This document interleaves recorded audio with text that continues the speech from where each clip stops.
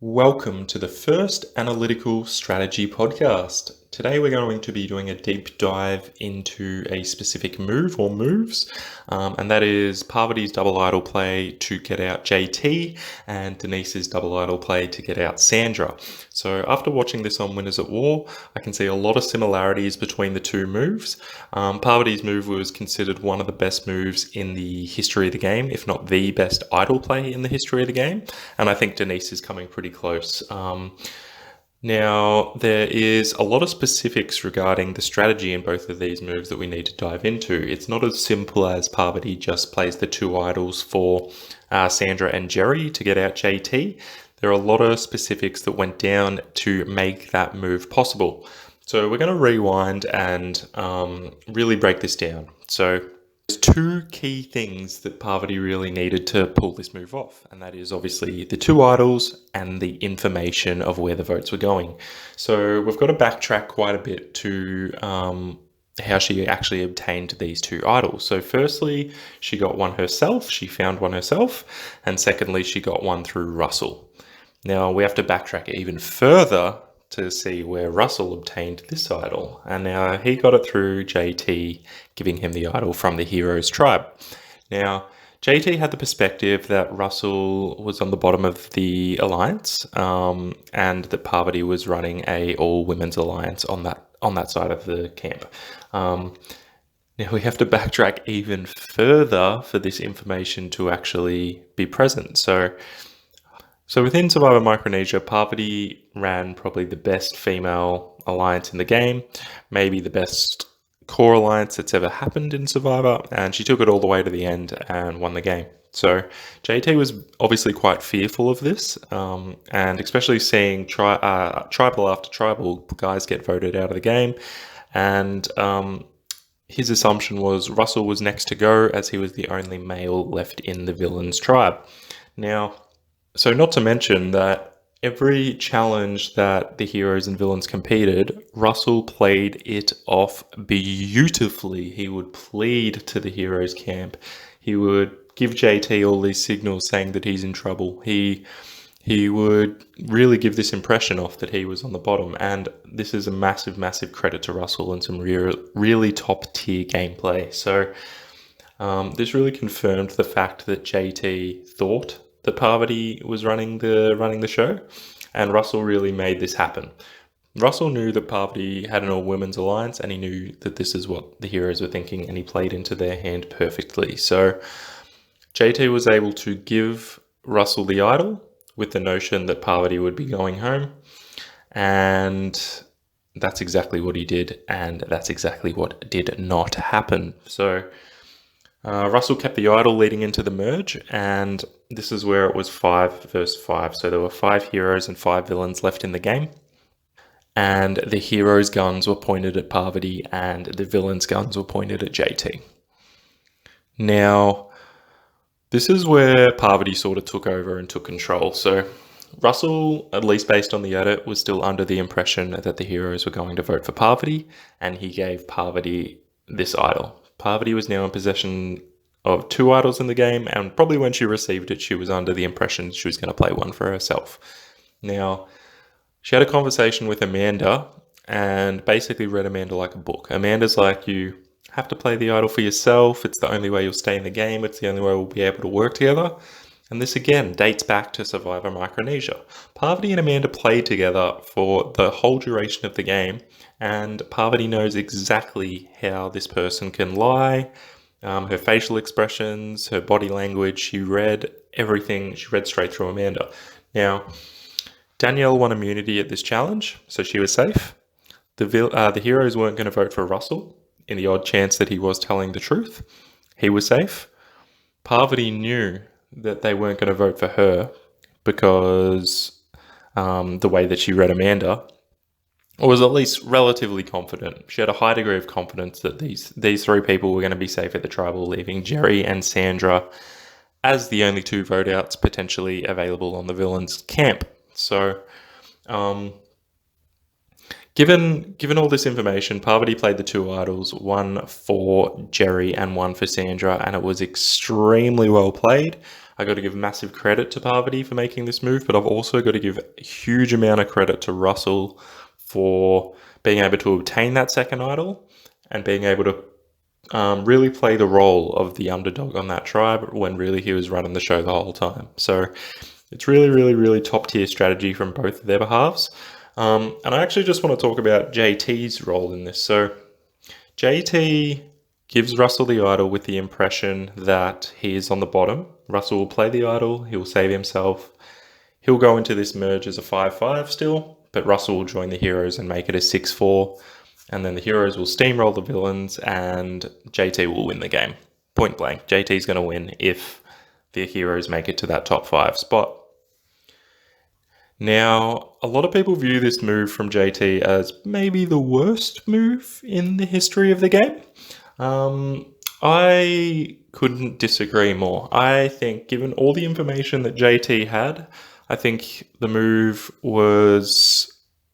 It was a really, really, really well thought out and solid move. It just didn't go to plan. So if JT was correct and he read the situation correctly and he gave the idol to Russell, Russell saved himself and joined the heroes, JT would be the only 2-time winner instead of Sandra, and he would be probably viewed as the best or a top 3 player in the game alongside Parvati and Boston Rob. He would have taken that spot from Sandra. Now, just think about that for a second. So the same move, exactly the same move, if it worked, he's the best player in the game. And if it didn't work, it's viewed as one of the worst moves in the history of Survivor. It's pretty insane when you think about it like that. I mean, in my eyes, if there's a move that has that big of a differential, you really got to give props to the person who's doing it, because it is the type of move and ballsy move that can excel you to be one of the elite players in the game. And I think it's this type of analytical thinking, this type of analytical strategy that really separates the elites from the average players within the game. So in my eyes, it's a move that didn't work out, but it is still a top tier thought out move nonetheless. But unfortunately, it did cost JT the game, and saw Sandra go out and be the only 2-time winner. When if he read the situation correctly, it could have been him. So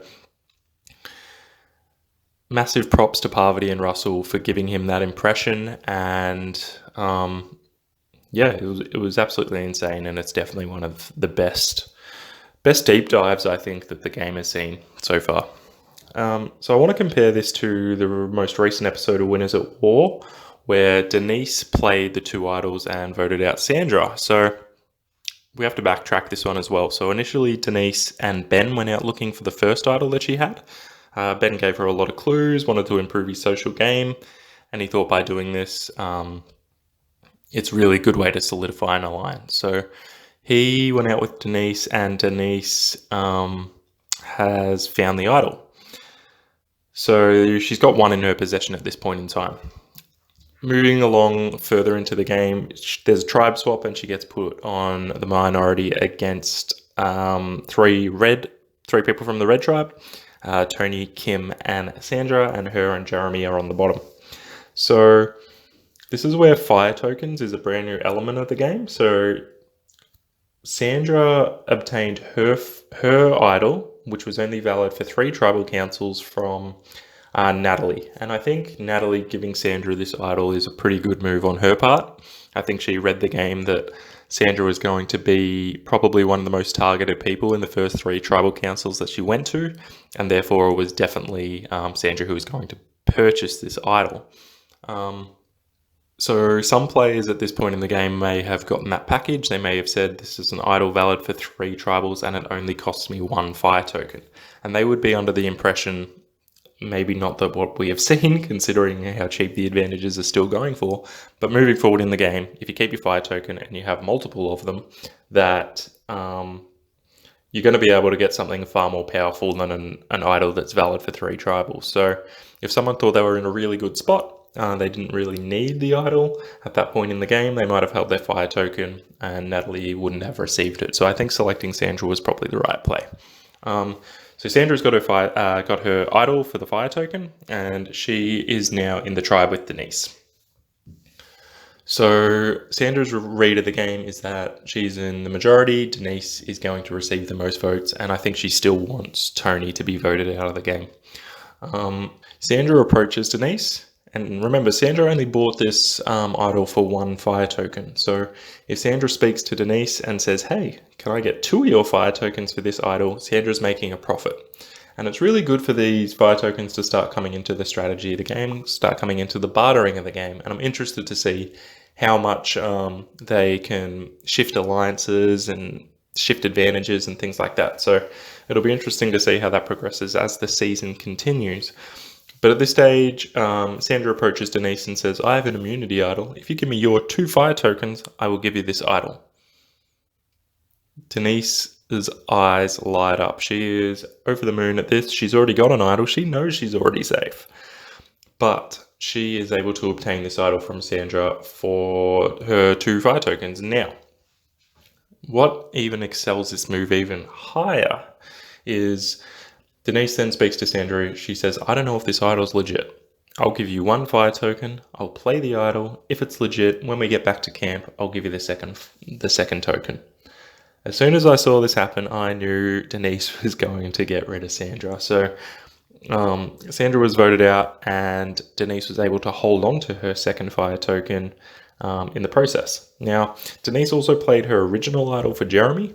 I personally don't think this was the best play. I think she probably should have kept it for herself, but I do understand in tribes with such small numbers, playing that idol for Jeremy will hopefully solidify him with her. So now it'll be 2 versus 2 rather than 3 versus 1.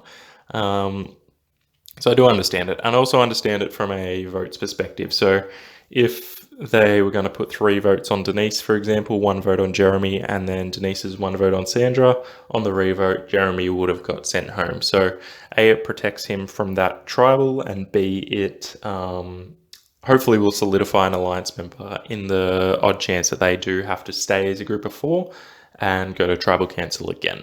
So I do understand the play of using an idol. I think in Winners at War, you probably should keep it for yourself. It looks like everyone's pretty cutthroat, and it may not work. I still think Jeremy could align with Kim and Tony to get out Denise. He did vote for her, that tribal, so we'll have to wait and see. But yeah, it was really, really top tier. I think it's, alongside with Parvati's move with the other double idol, one of the better moves that Survivor's seen so far. Especially with the introduction of the fire tokens and being able to keep that token, which you may be able to use for another idol down the road. I think it was really well played. But I want to highlight the comparisons between these 2 moves as well. So when Parvati got rid of JT, she used 2 idols, and she obtained one of the idols indirectly from JT and voted him out with his own idol. Denise got the idol from Sandra, voted Sandra out with her own idol. But 2 idols are used at both tribal councils. They were both used against the person who gave them that particular idol. And Sandra was involved in both of them. So she was on the right side of the idol the first time and on the wrong side of the idol the second time. I do think there are some slight differences. I mean, Sandra had the information correct, and JT was completely wrong.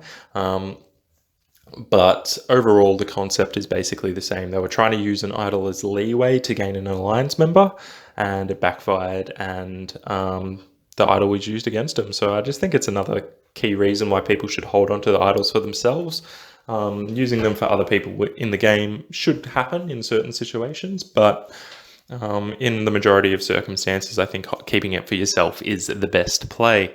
So let me know what you thought about this deep dive. I want to do some deep dives into other strategies and moves that have happened throughout the history of the game. If you have any specifically you want me to look into, let me know in the comments below. And yeah, I look forward to doing other podcasts such as season reviews, top 20 players, things like that. So if you have any ideas or questions, just put it in the comments below, and I look forward to speaking to you all soon. Stay safe in this difficult time. All right, cheers.